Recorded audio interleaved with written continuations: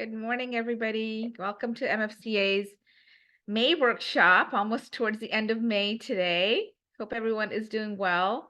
We are going to have our presentation or workshop on the Hajj, the pilgrimage, and on Eid, which is coming up shortly after the pilgrimage.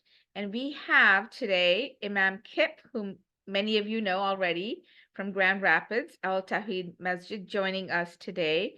And he will be shedding some light on the pilgrimage season and some of the essentials of worship and what is it all about and how do we at the end mark Eid. So thank you, Imam Kip, for joining us today. We really appreciate you coming to explain this and then maybe answer some questions and be here with us today. I am going to be putting up our presentation, which we will do. And if I share it, I'm sure you should all be able to see it. And at the end of the presentation, this time we will do a short poll instead of at the beginning, which will make it easier, I think, for everybody after learning Hajj and Eid. All right.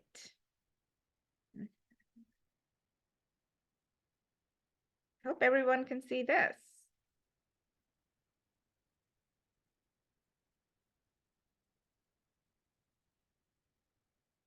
All right, so today we're going to be talking about, the Hajj season.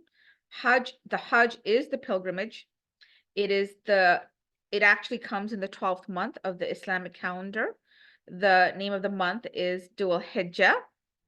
And Muslims go on an annual pilgrimage to the Hajj in Mecca and Medina and also other cities to mark the pilgrimage. So we will be learning about that today. And as I go through the presentation, perhaps that's how Imam Kip is going to be able to comment and talk. And I will go through that after he starts sharing some words about the Hajj. Imam Kip, are you with us? I am with you. Let's see. There we go. Here I am. Are you able to hear me? Okay. I was testing my speakers, but I'm sure you are. Sounds great to me. Oh, excellent. Excellent.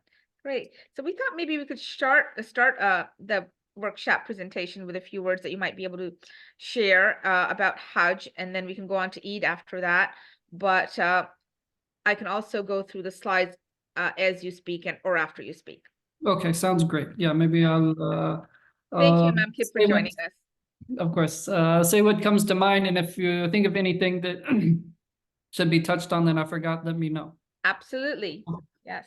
Bismillah. So definitely, I think a good place to start is to, as you did, to situate ourselves in time in this kind of season, right? Because as people who have been dealing with Muslim foster youth have realized by now, I'm sure, that our holiday seasons in Islam follow the lunar calendar, right? They don't follow the solar calendar.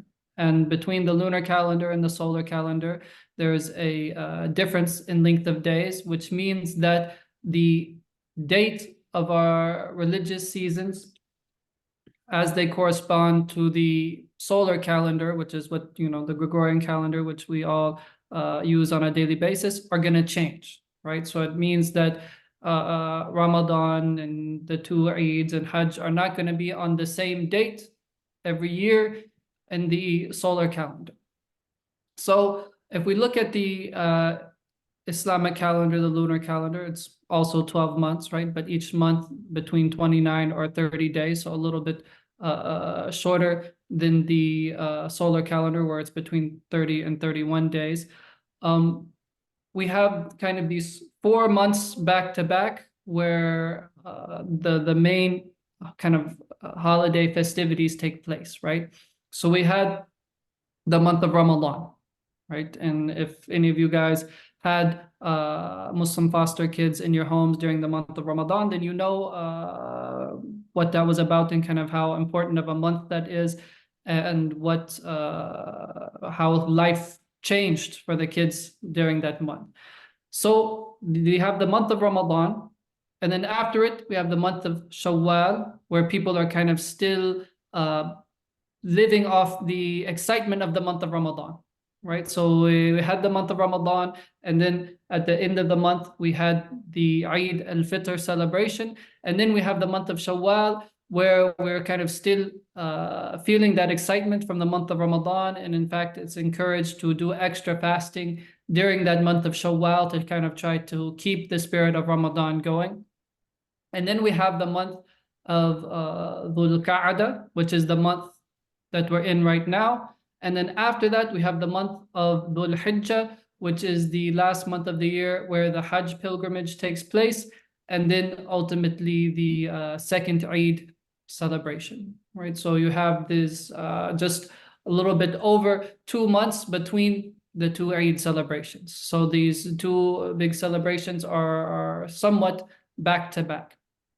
So the first Eid, as we know, was a celebration at the end of Ramadan. The second Eid is a celebration at the culmination of the Hajj pilgrimage. So to understand the significance of the Hajj pilgrimage in Islam, we have to go back to the history a little bit, and what we see about the history of Mecca in general in Islamic theology. So Mecca is a city that was founded by the Prophet Abraham and his son Ishmael, right? That the Prophet Abraham was commanded to go and take his son Ishmael to this place, which at that time was a empty place in the desert of Arabia, and to leave his son Ishmael there and to establish it as a place for people to come all over the world to worship in monotheism. And the Prophet Abraham, he established the Kaaba, which is the cube building that you see there in the center of the mosque in Mecca, with his son Ishmael, and he actually founded the Hajj pilgrimage, right? So we have it mentioned very clearly in the Quran that the Prophet Abraham was commanded to build that house to be the first place for people all over the world to come and worship, right? In the Quran, it mentions that it was the first house established for the worship of God for all people. And so then he's ordered to establish that house, and then he's ordered to announce to mankind that for everyone that wants to worship God alone to come and to visit that place. So that is the start of the Hajj pilgrimage, all the way back with the Prophet Abraham. And the Hajj pilgrimage continued through the centuries and the millennia up until the birth of the Prophet Muhammad, peace be upon him. But in the last centuries before the birth of the Prophet Muhammad, the pagan Arabs introduced some of their pagan practices into the pilgrimage. So when the Prophet Muhammad was sent, his job was to take people back to the original way of pilgrimage of the Prophet Abraham, and in more general, to take people back to the original religion of the Prophet Abraham. So Mecca, the city where the Hajj takes place, is not just the city where the Prophet Muhammad was born, but it was the city that was founded by the Prophet Abraham. And so many of the rituals of Hajj have to do with the rituals of the Prophet Abraham, right? They're not things that were brought by the Prophet Muhammad, but established by the Prophet Abraham before him. And so Hajj is that pilgrimage to that place established by Abraham and in the way that was taught by the Prophet Abraham. So the Hajj pilgrimage starts in the beginning of that month of Dhul Hijjah, which we're coming up on. And so in the first 7 to 8 days of the month, you have pilgrims coming from all over the world and flowing into Mecca. You can go to Mecca and visit as a rite of pilgrimage anytime throughout the year, right? And that's what we call Umrah, which is a lesser pilgrimage. You just go and you do a few short rituals that can be done in one afternoon. But the Hajj pilgrimage, which is the one that's required of Muslims if they are able to do so at least once in their life, only takes place during these certain days of the year. right? So all throughout the year, you have people coming from all over the world to visit Mecca. But during the season of Hajj, this is a time where you have people all coming at the exact same time to do the exact same rites of worship together in unity. And so during the first week of the month of Dhul Hijjah, pilgrims from all over the world are flowing in together. And if you look at the picture here, you see the simple clothing that the men wear, just two white cloths that they wrap around each other. So this is part of what's called the ihram, which is that during the Hajj pilgrimage, everybody has to go into a state of kind of monasticism, right? They have to leave behind the comforts of the world and have to wear this very simple articles of clothing that everybody is matching, right? So nobody is wearing anything that's more fancy or more expensive or more extravagant than anybody else. The kind of idea is that everybody comes there and comes to stand in front of God in equality in their humanity. And so the people come, they enter into that state of ihram, they put on that very simple clothing. And then on the 7th of the month of Dhul Hijjah, the actual rites of Hajj begin. And the main part of Hajj is what takes place on they begin on the 8th, and then the main acts is what takes place on the 9th of Dhul Hijjah, which is called Yawm Arafah, the day of Arafah. So Arafah is a mountain outside of Mecca, and on this day, everybody goes and stands on or close to this mountain and spends the whole day in prayer and in supplication, right? And that's what you're seeing this picture of here. Everybody is standing there on the mountain of Arafah and making their prayers. And then when they finish that, they do some more acts throughout the night. And then the next day is the day of Eid, the day of celebration. This kind of, is very simple history or explanation of what the people who are there are doing, right? This is a time where people come and kind of get a fresh start, right? There's a narration from the Prophet Muhammad, peace be upon him, that whoever does the Hajj pilgrimage and it's accepted from them, they come back like they were reborn, like the day their mother gave birth to them, meaning it's going to remove all of the sins and everything from before, and it's a kind of fresh start for people. And if you talk to anybody that's ever gone, it is really a kind of life-changing experience for people. And one of the best explanations of it, I think, for Western people to read is if anybody reads the letter that Malcolm X wrote about his Hajj experience. You can find it very easily if you just Google Malcolm X's letter from Hajj pilgrimage. It's very moving. He talks about how he himself, so many of his ideas were changed, right? Because he, before that, people know, had a certain type of ideology that was about segregation of the races. And then when he went to the Hajj pilgrimage and he saw the equality of people from all over the world, from all different backgrounds in their worship of God and in that basic humanity, it changed his whole way of thinking about the relationships of people from different races.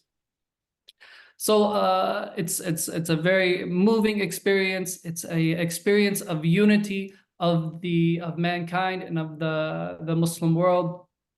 Here you see a chart that has a lot of the different actions that take place. We won't go through it in detail because it involves a lot of different steps.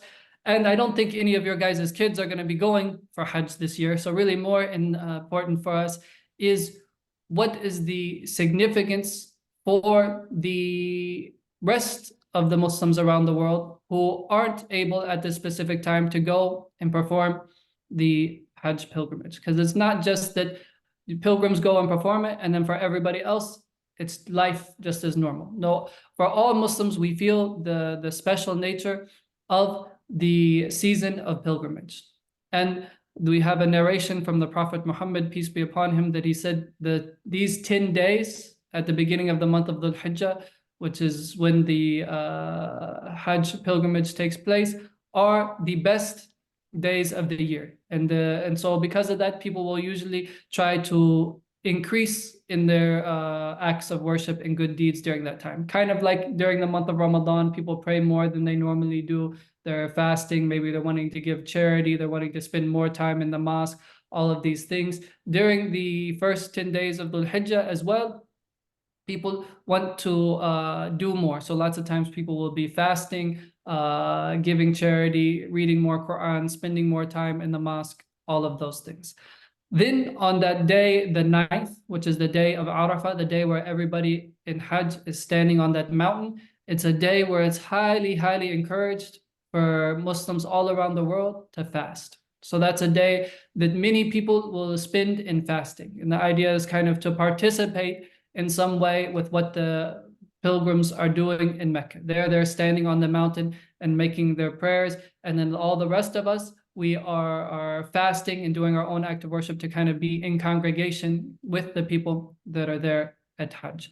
So we do that fasting, and then the next day is Eid al-Adha, the second Eid of the year.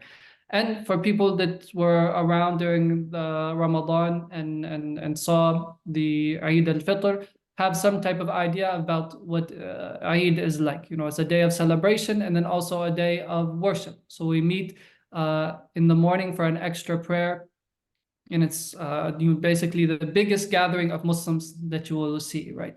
People who maybe no other time in the year get to come and be a part of a congregation. They all come from all of the surrounding areas and come and join together in the morning for that Eid prayer. And so for Eid al-Fitr, it was very moving. You know, we had thousands and thousands of people all there. We had a big, indoor soccer stadium rented out that was completely full all the way to the bricks.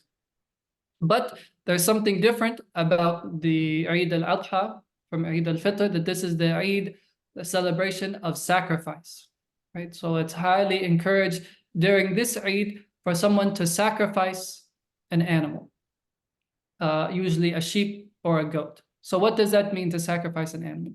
And traditionally in the Muslim world, it means they will go pick out an animal from somewhere and then slaughter it and then skin it and clean it and all of those things. And then to take the meat and separate it into 3 portions. And this is in remembrance of the story that you also find as well in the Old Testament about Abraham being commanded to sacrifice his son.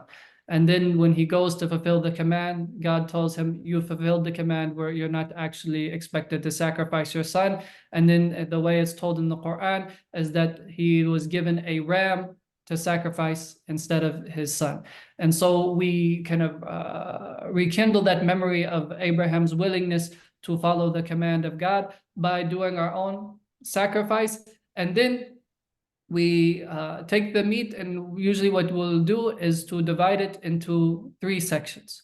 1/3 you keep for yourself to eat from, 1/3 you give to friends or family members as a gift, and then 1/3 you give to needy people in charity.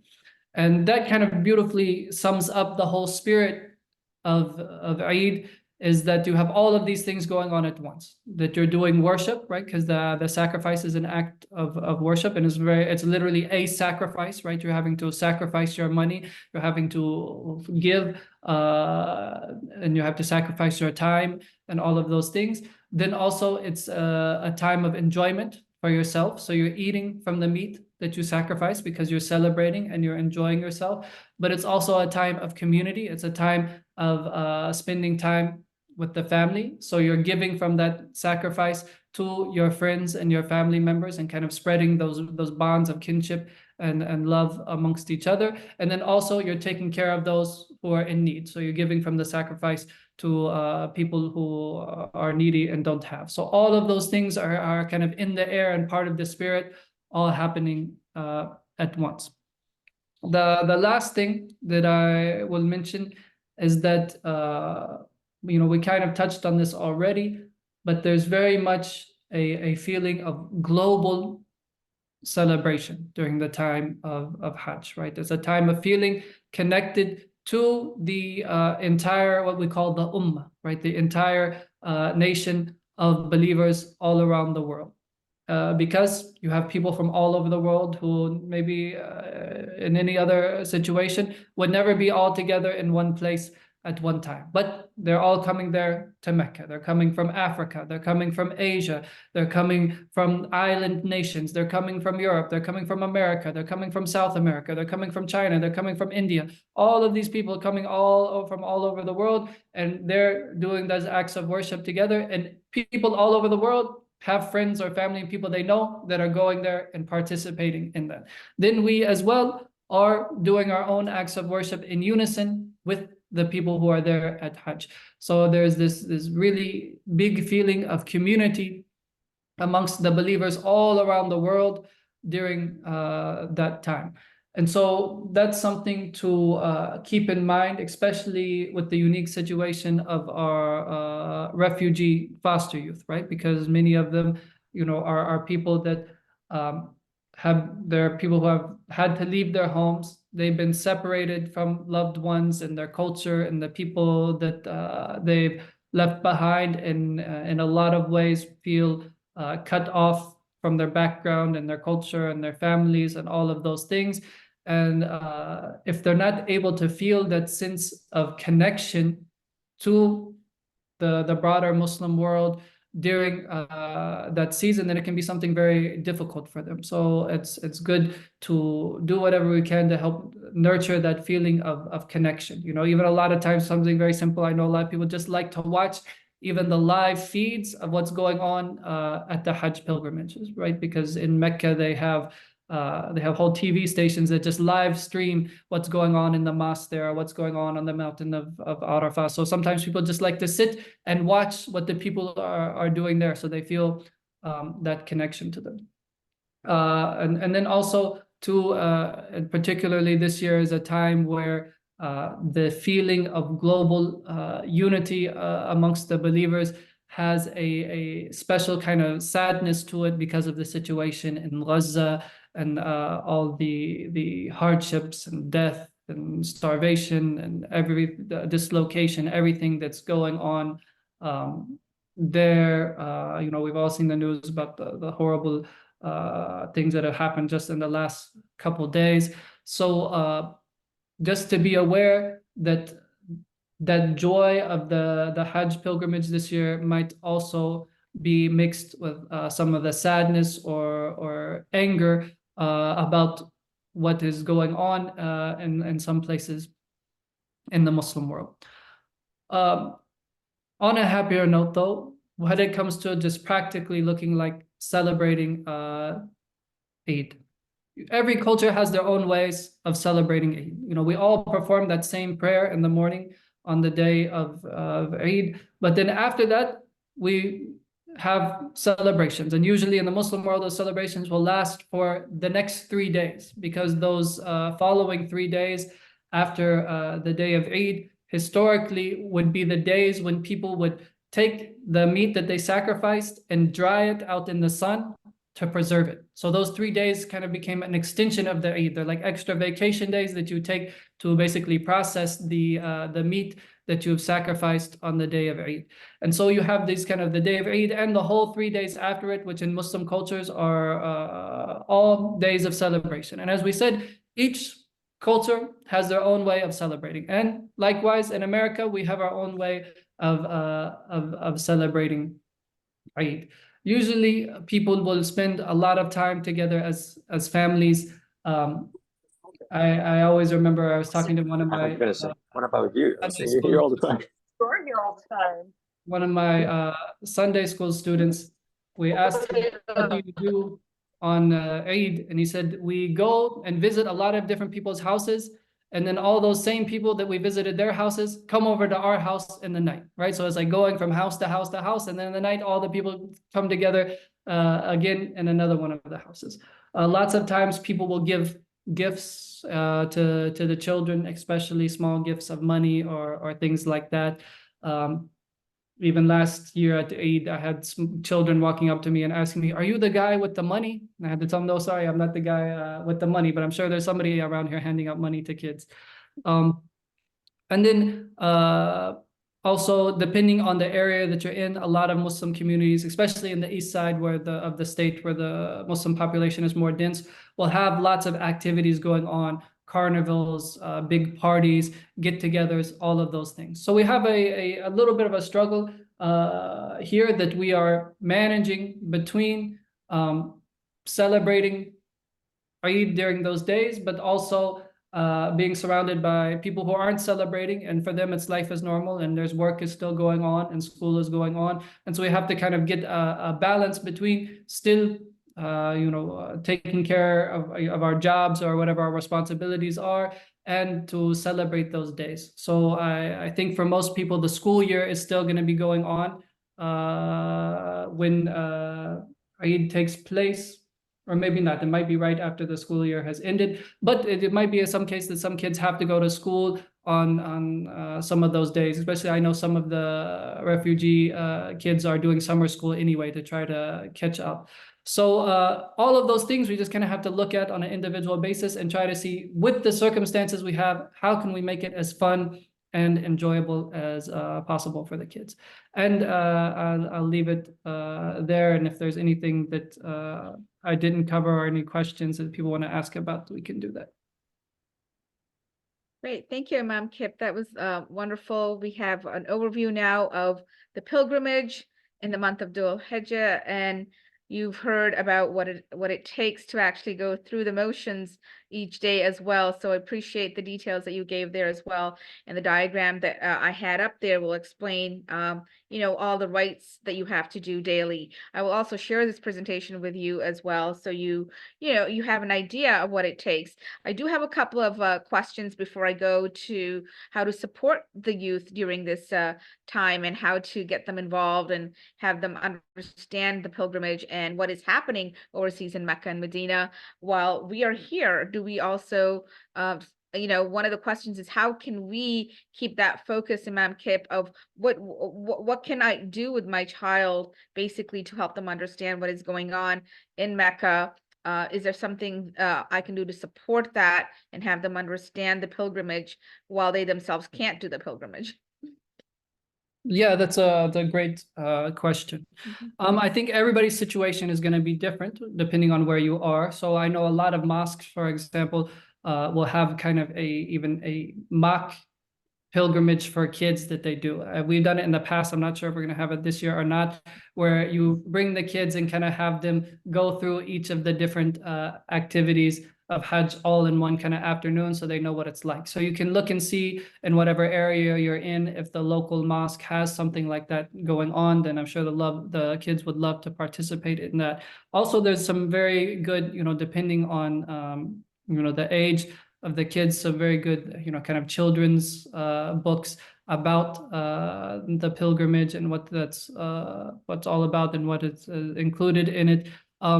And then also, I think, as I pointed out earlier, it's good to give the people the opportunity to watch the pilgrimage as it's happening. And you can very easily, during the days when it's going on, if you just go on YouTube and look for Mecca live feed, you'll find many different live feeds of the actions happening as they're taking place, so that people can kind of watch and observe and see what's happening. I don't think you should feel pressured to be yourself an expert on Hajj so that you can teach every detail about it to your kids, because there is a lot of elements involved, but you want to give them as many opportunities as possible to see whatever they can of it and to learn about it and be exposed to it, I guess, as the best way. Maybe we don't necessarily expect you to teach them everything about it, but they'll give them the opportunities to be exposed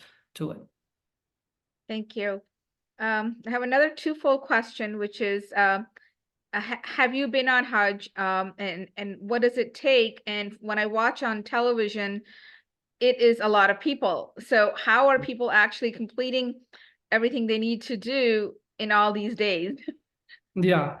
So I have not had the opportunity yet to make Hajj. Hopefully soon I will be able to.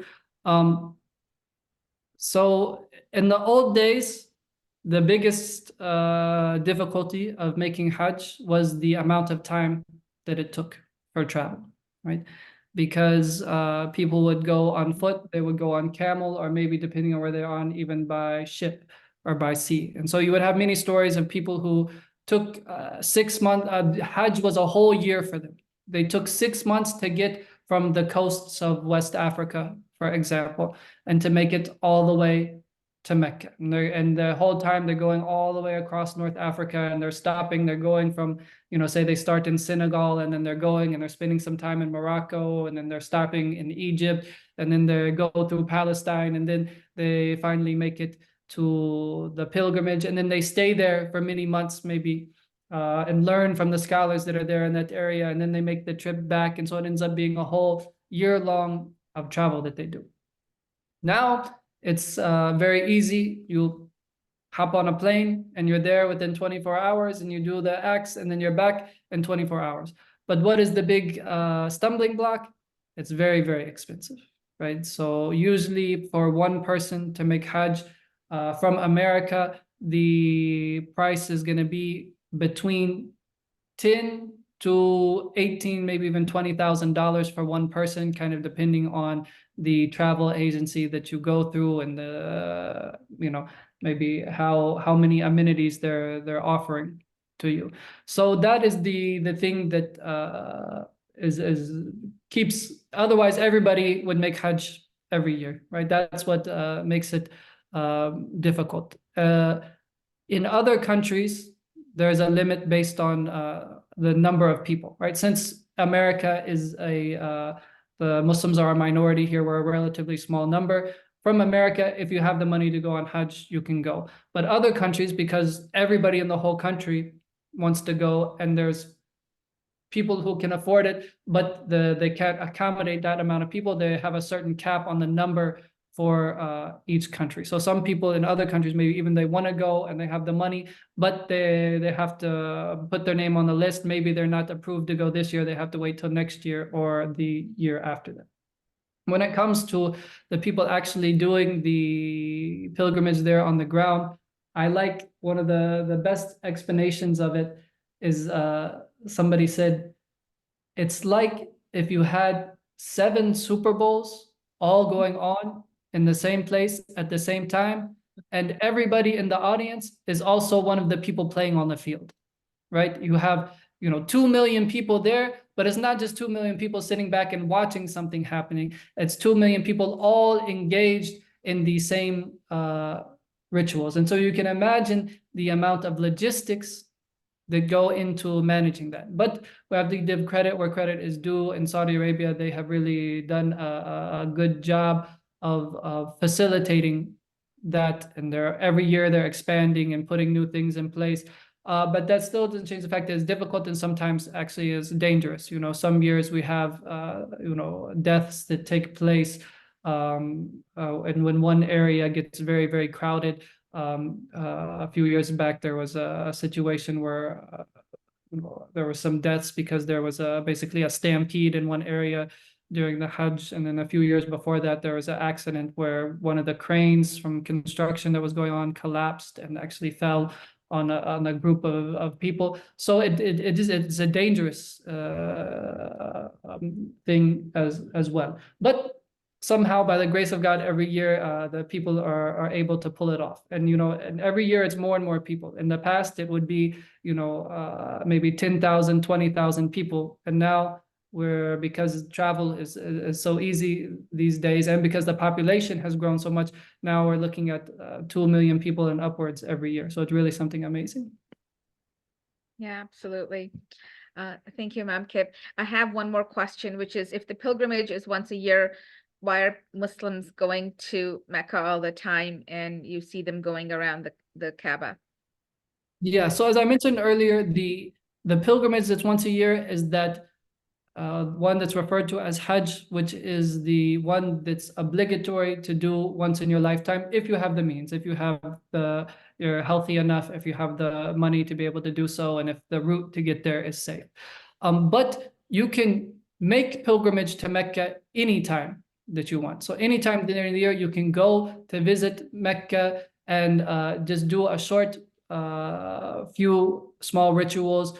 which is to go and to walk in circles around the Kaaba and then run back and forth between the two hills, which is where the mother of Ishmael ran back and forth between these two hills looking for water. So it's a remembrance of her story. To just do those few small acts and then to just visit and spend time in Mecca, and to also go to Medina, the city where the Prophet, peace be upon him, passed away. That can be done anytime during the year, but that's not the pilgrimage that is a requirement to do once in your life. That one can only happen during these particular days at the beginning of this month that's coming up. Wonderful. Thank you so much. Do any of you have any questions right now? I know some of you had forwarded me the questions, but I was wondering if any of you right here has any questions. You're welcome to ask Imam Kip or type it in the chat so we could take advantage of his expertise here. If not, we'll move on to some other slides. Ah, there is something. Okay, so we do have a question, Imam Kip. Can non-Muslims also do the pilgrimage? Can they go to Mecca, Medina? I guess questions like this. Okay, good. Yes. So no, only Muslims can perform the pilgrimage, and actually only Muslims are allowed to enter into Mecca itself.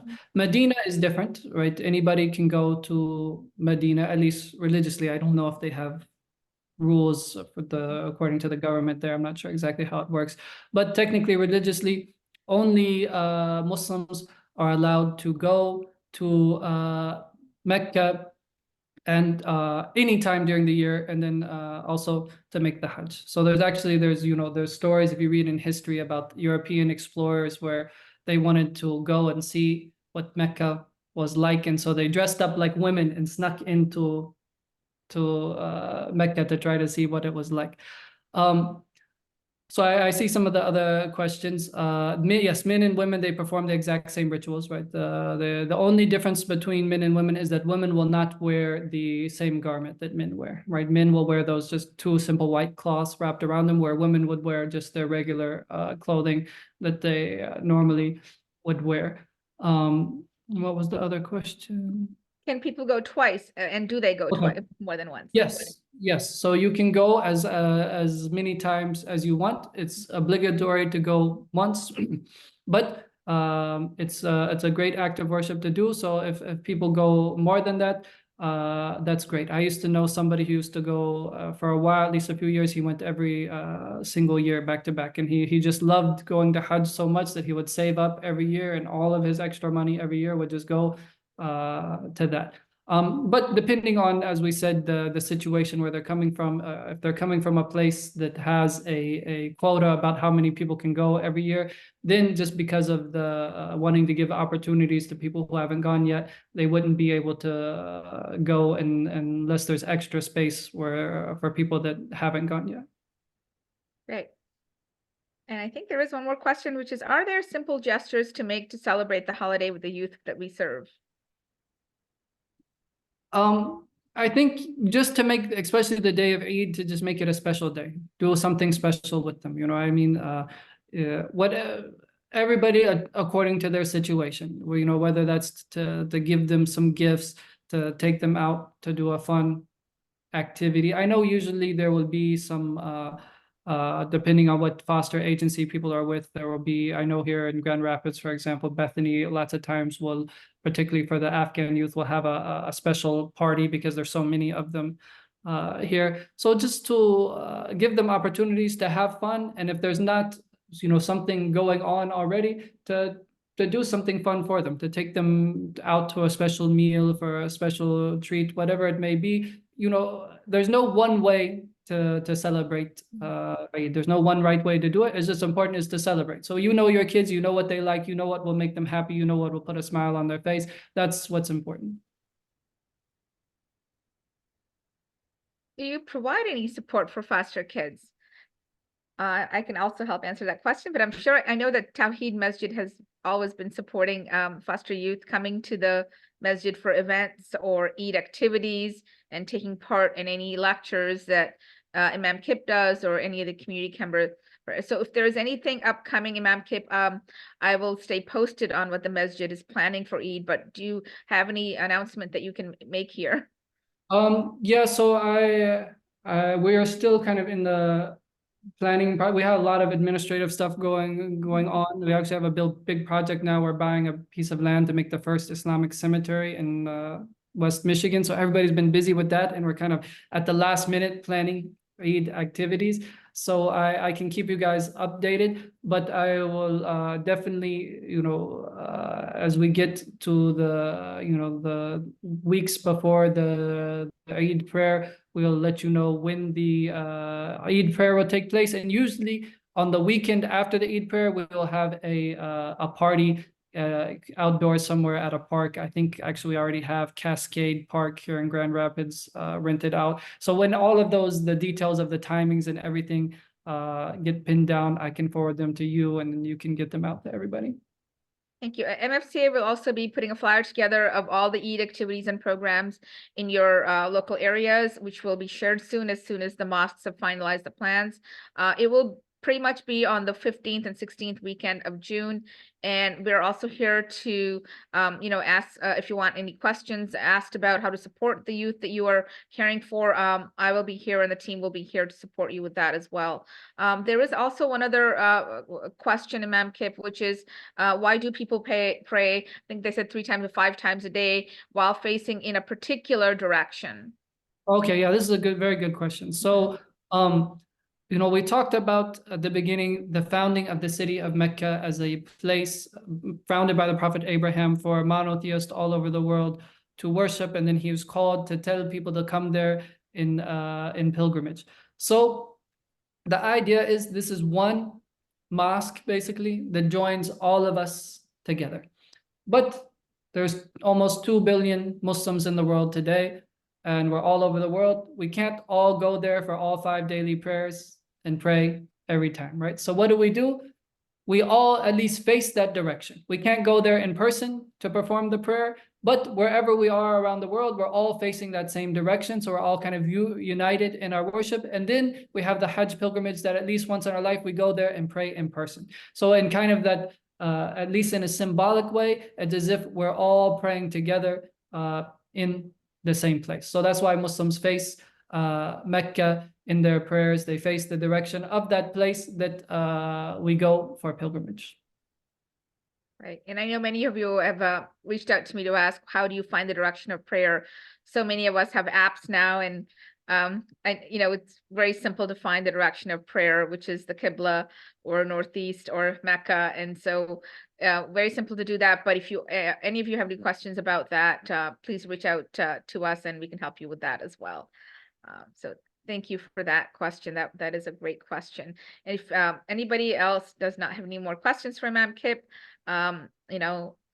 this is the end for him, but I would like you to stay on because I have a few slides I'd like to share with you about some of the stuff we can do for you and help you as well.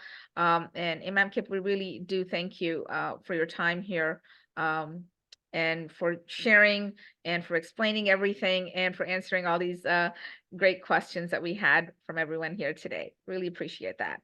Anytime. Thank you, guys. Thank you. Thank you so much, Imam Kip. So thank you for staying on. We'd like you to just go over a few more slides that I had for you in supporting the youth. I do want to let you know that I have actually made Hajj. I lived in Saudi Arabia. I was teaching there for several years. And I had the opportunity, I was so blessed with the opportunity of making Hajj. So you're actually talking to someone that actually went through all the things that we talked about, as Imam Kip was explaining stuff. I want to let you know that it is a beautiful experience, but also extremely exerting. It is a difficulty. It is not meant to be easy. When you leave for Hajj, you go with the intention of serving God and to unite with your fellow brothers and sisters and to unite with humanity, to feel that as you're doing, as you're going through the motions, as you are feeling this sense of renewal, a sense of in a way like this uplifting of spirits, to unite and to feel how it is to be with each other in one space. And I'm so happy that Imam Kip actually mentioned the autobiography of Malcolm X when he first went overseas. And if you don't mind, I'll read a couple of excerpts of what he had said, and I can make that part of the presentation as well. But one of the things that that shed light to him about Islam when he went there was the aspect of unity. And he said there were tons of thousands of Muslims from all over the world. They were of all colors, from blue-eyed blondes to black-skinned Africans. But we were all participating in the same ritual, displaying a spirit of unity and brotherhood that my experiences in America has led me to believe never could exist between the white and the non-white. So that was one thing that really dawned on him that he talked about in his autobiography. Another thing he said is during the past 11 years here in the Muslim world, I have eaten from the same plate, I have drunk from the same glass and slept in the same bed or on the same rug while praying to the same God with fellow Muslims whose eyes were the bluest of blue, whose hair was the blondest of blonde, and whose skin was the whitest of white. And in the words and in the actions and the deeds of the white Muslims, I felt the same sincerity that I felt among the Black African Muslims of Nigeria, Sudan, and Ghana. So these are some of the things that he shared after he made pilgrimage that got him that focus of feeling that unity, that we are, one and all the same. And I thought that was really lovely to share that with you. And I'm so glad Imam Kip brought that up. I also want you to know that there are many ways to support your youth. So I will share this presentation with you, but there's obviously, as you all know, and you're so lovely about mentioning that supporting the youth during Eid is important, and foster case workers and parents play such a crucial role in supporting the youth. There's a lot that can be done that Imam Kip mentioned. And there's a lot that you can do. Reenactions of the Hajj do happen in certain specific mosques. I will let you know if anyone is doing that, so you could probably take your youth to do this and do like a mock trial of Hajj in any of the mosques that are offering that. I'll share diagrams and pictures with you that you can go over with them so that they understand, and you can also make them understand as well.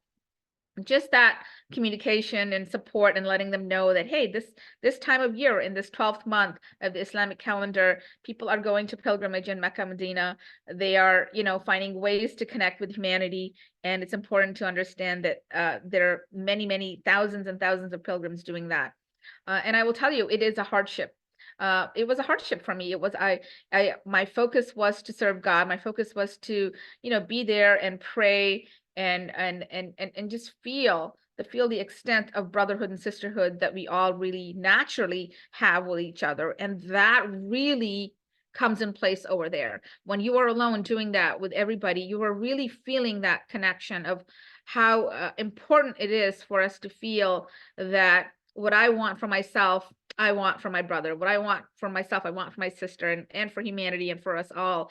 And to want that peace, unity, and reconnection, that happens there as you're standing there, asking God for, or contemplating. It really brings that into focus in the mountains of Arafah. And as you move from one thing to another, you have that heartfelt connection that Imam Kip also talked about. Here are several ways that you can actually support your youth. I've just put a few over here. We've mentioned a few already, but going through the Eid customs of and just understanding the importance of celebrating with your youth, which is what we're doing here today. Providing resources to your youth. A lot of libraries actually have great books. I go to my local library and I'm seeing so many books on the Hajj and Eid al-Adha, and I'm really excited to go through those sometimes. And so maybe you'll find them in your local library as well. Encouraging participation in your local mosque or community gathering, which is going to occur on the weekend of the 15th. Just all of you here are just so blessed to know you all here, because you're all acknowledging diversity, recognizing that the youth are so important in your lives, and how you can bring the Eid celebrations home to them. Creating a festive atmosphere. So many of you have already reached out to me about how to decorate, prepare traditional meals, and bring that home to them, whether they were in the group homes or with the foster parents. And last of all, gift giving, which is Eid, giving money, giving gifts, having them take part in carnivals, or anything locally that will just bring them happiness and joy. That's what Eid is all about. So these are some ways that I thought that you can, bring it home to them. We did a lot of review with Imam Kip, but here are some quick, answers. Eid al-Adha commemorates the willingness of Abraham to sacrifice his son Ishmael.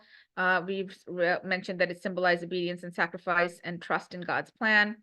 So there's a lot of, things that we can do to understand cultural traditions, and foster parents can support Muslim youth in many ways that we already mentioned.